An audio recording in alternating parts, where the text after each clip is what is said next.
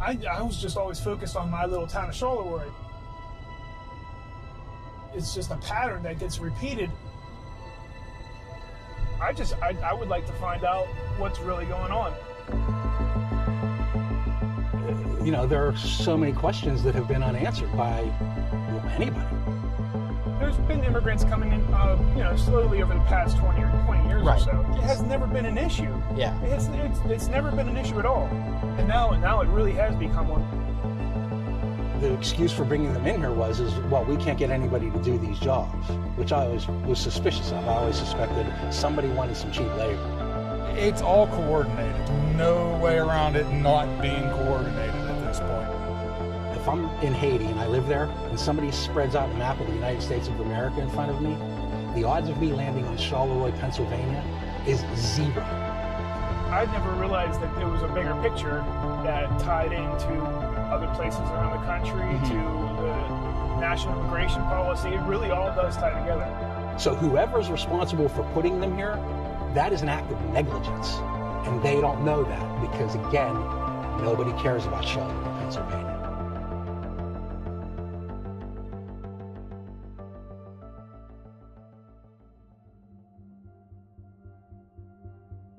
Charleroi is a small town of just over 4,000 people, situated in the Mon Valley region of southwestern Pennsylvania, about 30 miles from Pittsburgh. It's a poor, primarily white working-class community. Less than 18% of the borough has a bachelor's degree, and the median household makes less than $45,000 a year. The town was once a vibrant, flourishing area. Nicknamed the Magic City, its economy was fed by the region's booming steel industry, as well as a major glass-making plant based in Charleroi itself. But as the steel industry withered in the 1980s, Charleroi entered into a steep decline. In the early 80s, the steel industry started to collapse. The place became less useful for people, the population left in droves, and what was left behind, hung on as best they could. It went from a manufacturing economy to a service economy. So no, America doesn't need this place, doesn't care about this place. It's just, it's a place that time forgot. My standard joke about this place is that if the world ended tomorrow, we get 10 more years because we're roughly that far behind the curve here in terms of everything. Charleroi was already a symbol of the forgotten America, one of many little places that had been left for dead by the people in power. But over the past few years, Charleroi has become a symbol of something even bigger and darker, a microcosm of a new crisis that threatens to transform America forever. We're back now with the record number of migrants crossing into the U.S., pushing resources to the limit. The number of migrants arriving at the southern border is unprecedented. There are alarming images from the Texas border tonight. A group of migrants storming a barbed wire fence in Texas. Southern border officials have cleared the massive migrant encampment beneath a bridge in Del Rio, Texas. At one point, nearly 15,000 migrants, many of them Haitian, were living at the encampment. Right now, there's about between 50,000 and 100,000 people just from Haiti alone reportedly making their way up to the U.S.-Mexico border. How did it happen that so many people got injected into a population and a society that wasn't ready for it in Ohio? And Springfield was this beautiful town, and now they're going through hell. You know that the sheer number of migrants dumped into Springfield, Ohio, has caused chaos there. And now another target. Take Charleroi, Pennsylvania. It's nestled in the far southwestern part of the state. Now, it's a town of only about 4,200 or so residents. Now its budget is buckling, though, under the weight of a huge number of Haitian migrants. Where are the other people that started screaming about Charleroi? Where are they? Okay, has your beautiful town changed? Yes.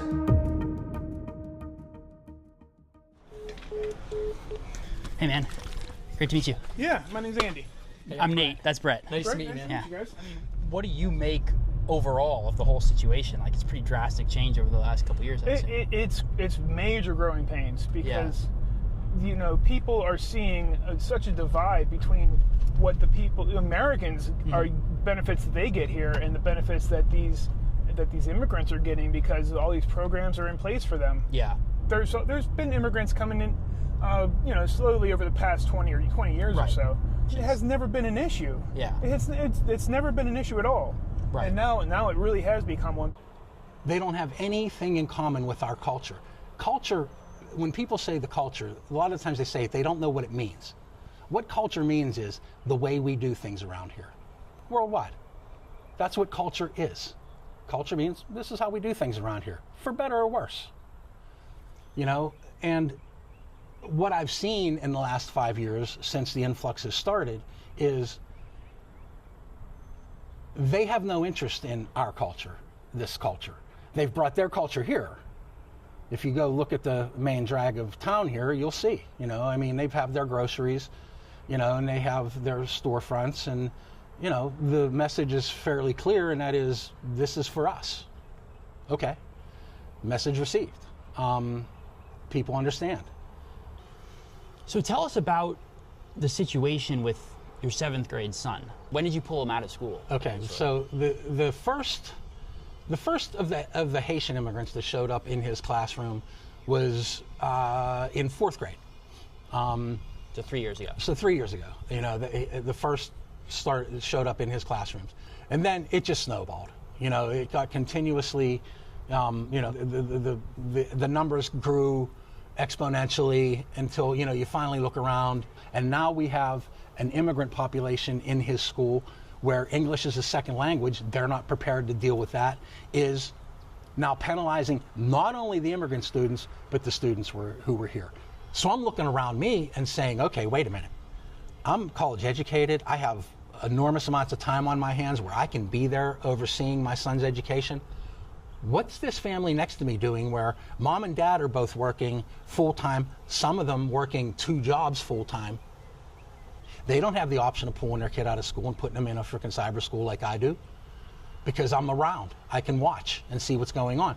This isn't a place where, after COVID, everybody here ended up staying and working from home. Mm-hmm. You don't get to make glass sitting in your living room or in your den in your house in front of your laptop. That's not how this place works. The way this place works is you get up in the morning, you put your clothes on, and you freaking go to work.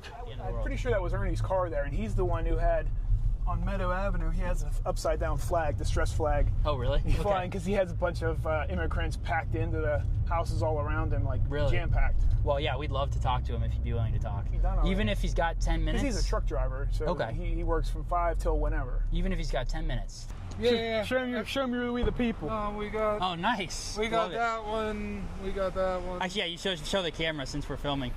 That's awesome. Yeah. Oh yeah, man. There you go. And they've bought all these properties. Okay, you might be able to buy a house cheap, but what kind of people are you going to get in? Yeah. What kind of neighbors you have? Well, that's it. Yeah. And right now, I'm surrounded by the immigrants. Mm-hmm. Never used to be that way. They don't care about their property. They'll destroy it. They'll run through, steal your stuff, break your stuff. There's no pride anymore. Yeah. Nobody cares about anything. Yeah. It's just use it, abuse it, throw it out, and go on to the next. Mm-hmm. And unfortunately, I think Charleroi is on that list. Mm-hmm. Yeah, this used to be just a nice blue-collar, middle-of-nowhere town. It was affordable to live in, wasn't a terrible neighborhood. You could raise your family here and live your life, and everybody just pretty much leave you alone. But I don't know if it's going to come back from this. I don't know if we're going to come back from this.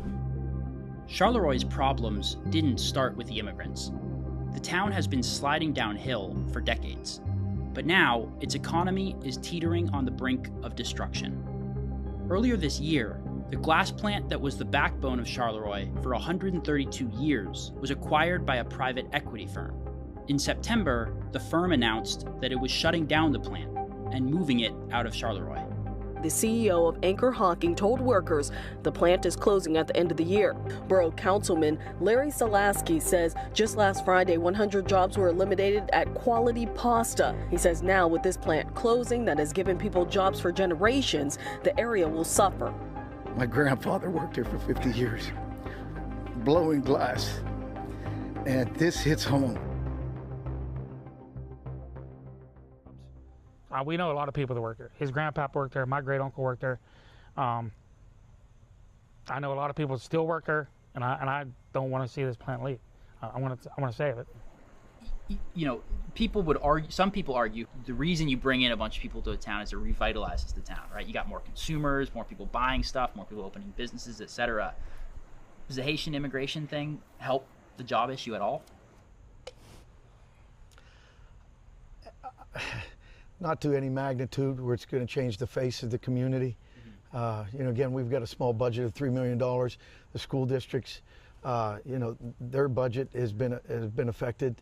The school's really been hit hard. Yeah. So you took our population from 4,124, and then if we're looking at, safe to say, 2,500, even up to 3,000 immigrants, okay, that's cause for, guess what? We've got to make sure the safety aspect is out there, and that we then need more police. And how are we supposed to do that if we're losing tax revenue of two of the largest employers, the first and probably the third and fourth largest employer in the town? How are we supposed to do that? The mayor estimates that Charleroi has seen a 1,500% increase in its foreign-born population since 2020, going from a couple hundred immigrants to a few thousand. In a town of just over 4,000 native residents, the effects have been palpable.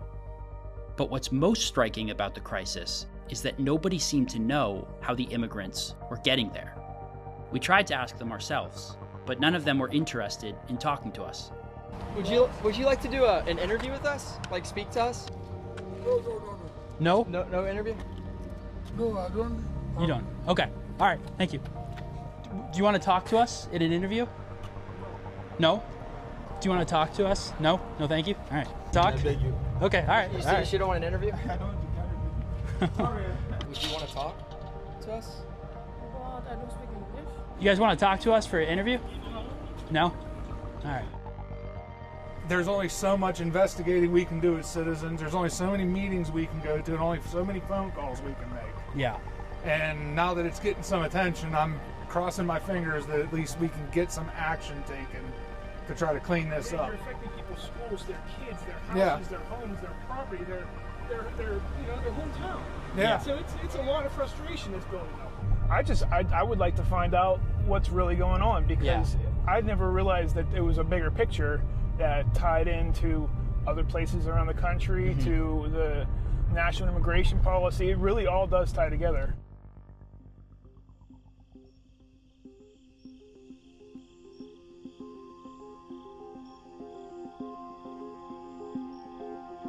In that 3 years, we've seen a population increase, probably 30–40% Haitian, coming in and just going in and out of different houses, and having vans pick them up to go to wherever they are going to, you know, and then returning them at all hours of the night. Tell me about the vans, because this is something that comes up again and again. Seems like the vans play a pivotal role in that saga. Do you have any idea where they're coming from? No. They're parked on the street all the time. Now there's black vans, there's red vans, there's white vans, there's all different types now. When we lived here before, it was just white vans. Now it's all different types. So there's been a sharp increase in the number of vans around? Yes. Okay. It's like having a bus stop. Yeah. You know, they drive down, stop, pick up people, go to the next block, stop, pick up people. You can drive down McKean Avenue, Fallowfield Avenue, and you can see who's waiting for them to be picked up. Because they just stand on the street waiting in groups. The agencies, they keep bringing these people in, bringing people in. But you know, we'll go in, we do monthly inspections, and I feel so bad for these people. And there has been times where I personally have spent 3 days just scrubbing the kitchen just so that I can paint it. People can argue all they want that they're revitalizing the economy, but they're not. The excuse for bringing them in here was, well, we can't get anybody to do these jobs, which I always was suspicious of. I always suspected it was way more somebody wanted some cheap labor. more than you can't get anybody to do the work. And right now, Andy talks with the businessman who brought most of them to town and says they're working jobs that Americans don't want. It's a 24-hour, round-the-clock operation, packaging tens of thousands of prepared food items for major retailers. This is the day shift in one of our bowl rooms. We operate 26 production lines for sandwiches, dinners, and breakfast bowls. David Barb of 4th Street Foods has 1,000 employees. The 700 or so who work the assembly line, almost all are immigrants, here legally on protected status from troubled countries like Haiti, Liberia, and Nepal. The hours are long and monotonous, and Barb says he gets almost no local applicants. They're not taking jobs away from people in Charleroi. If I had 300 Americans come in today and they wanted to work, we would make room for them. 4th Street Foods is a major food packaging plant with 2 locations in the area, one in Charleroi and the other in its neighboring town of Spiers. It employs about 1,000 workers. The vast majority are foreign-born. We reached out to 4th Street Foods to try to get them to speak with us. They never returned our calls. But when we started asking around about who was bringing the immigrants to Charleroi, their name kept coming up. What emerged from our interviews was a picture of a sophisticated operation run by 4th Street Foods and the staffing agencies that own and operate the vans. The purpose of the operation is simple: access to cheap foreign labor. The average wage for an entry-level food processing worker in the county is more than $16 an hour. The staffing agencies that are supplying 4th Street with immigrant labor pay about $12. The owner of 4th Street, Dave Barb, has been buying up houses across Charleroi at a rapid pace over the past few years. Those houses are then converted into rentals to house immigrant workers that are imported into the town by the staffing agencies.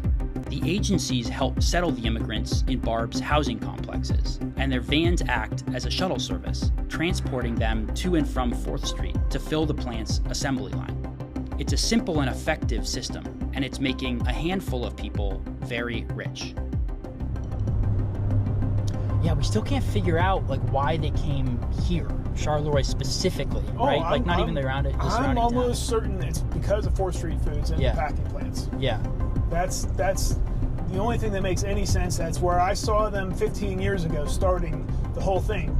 So is that happening here? It's like jobs are that would be going to Americans are going to Haitians or other immigrants? Well, yeah, because that's what these staffing agencies are doing. Is they said we can't find people to work. Well, that's a half truth. There's people that would work if you paid them, the wage, the going wage for the work, but they want to pay less, and so they ended up hiring getting involved with these agencies that bring in these workers.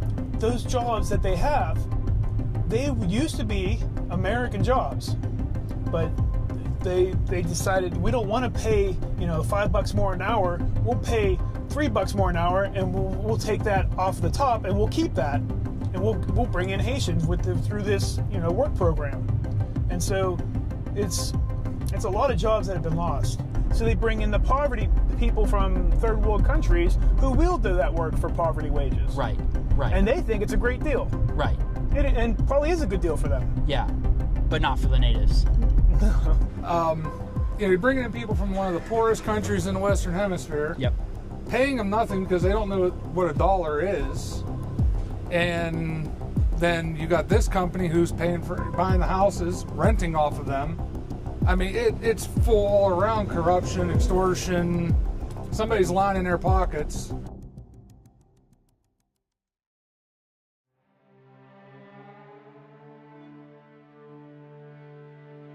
Big business, working in conjunction with the federal government, is effectively converting Charleroi into a gigantic workers' barracks.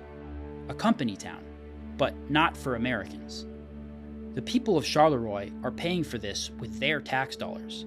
It's enabled by the houses they built, on the streets they paved, in the businesses they used to work in. This was their town. It was their home. At a certain point, there simply won't be a Charleroi anymore. It might have the same name, but it will be a completely different place altogether. The town that began more than a century ago, its memories, its history, its way of life itself, will just disappear. The people who live in Charleroi didn't vote for this. Nobody ever even thought to ask them. But it's happening anyways, in Charleroi and in American towns just like it all across the country. Again, nobody cares. If you weren't here, if this didn't happen in Ohio, nobody hears about this. This place could slide into that river over there, and the only people that would care would be the ones right in those houses over there. Nobody else would ever know it happened. So nobody ever really got their voices heard on anything, and then just piling more and more and more. And then whenever you see the natives from this area in particular going somewhere else, it's bad. Yeah. No, but we always just fight, survive, make it happen. Yeah. Find a way to make it happen. There's a lot of fighting people around here, and it takes a lot for people to quit. Yeah. And that's happening. I know a lot of people that are on fixed incomes here, and inflation has destroyed them. Yeah. And this is just one more thing piled up on people's heads that they can't deal with. They don't have any solution for. So I don't blame them for coming here. I blame the people who did it. That's who really needs to be held accountable.